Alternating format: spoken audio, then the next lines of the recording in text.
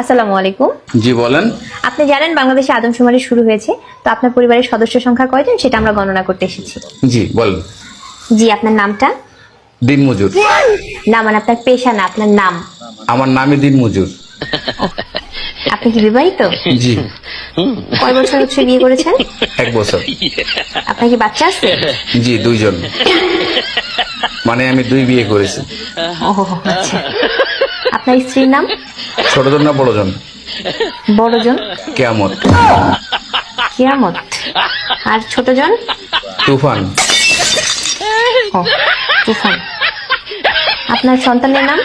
ছোটজন একটা না বড়জন একটা? কিয়ামত জনেরটা? ঝড়। ঝড়। আর তুফানেরটা? সিডর। ফিডার। জি, আপনার মূল্যবান সময় দেওয়ার জন্য আপনাকে ধন্যবাদ। আর লাগবে না? না না না, আর কিছু লাগবে না। আর কিছু লাগলে নিয়ে যান।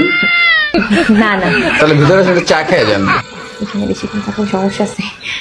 না না না না, আর কিছুই লাগবে না। আপনাকে অসংখ্য ধন্যবাদ। ভালো। সাবধানে গাড়ি চালান ভাই, কারণ আপনার প্রিয়জনেরা আপনার পথ চেয়ে আছে।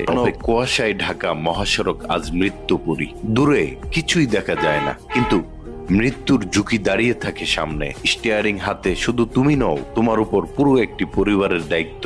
মা বাবা, স্ত্রী, সন্তানের নিঃশব্দ অপেক্ষা তোমার অনুপস্থিতিতে, তাদের না বলা কান্না। প্রয়োজনে গাড়ি সাইড করে দাঁড়াও ভাই, একটু দেরিতে তেমন ক্ষতি নেই। একটা দুর্ঘটনা মানে সারা জীবনের কান্না। সময় বাঁচাতে গিয়ে জীবন হারিও না। আজ নিরাপদে ফিরলেই কাল আবার পথ চলা হবে। গাড়ির কোম্পানিগুলোর প্রতি অনুরোধ থাকবে, ডেলিভারির চাপ দিয়ে ড্রাইভারদের মৃত্যুর পথে ঠেলে দিয়েন না। একটা প্রাণ আপনার টার্গেটের চেয়েও বেশি মূল্যবান। মহাসড়কে পর্যাপ্ত পার্কিং, কঠোর নিরাপত্তা নিশ্চিত করা হোক। ঘন কুয়াশার কারণে ডাকাতি আশঙ্কাজনক হারে বেড়ে গেছে। আইন শৃঙ্খলা বাহিনী এবং পরিবহন মালিক সবার সম্মিলিত দায়িত্ব একজন চালককে নিরাপদ রাখতে পারে।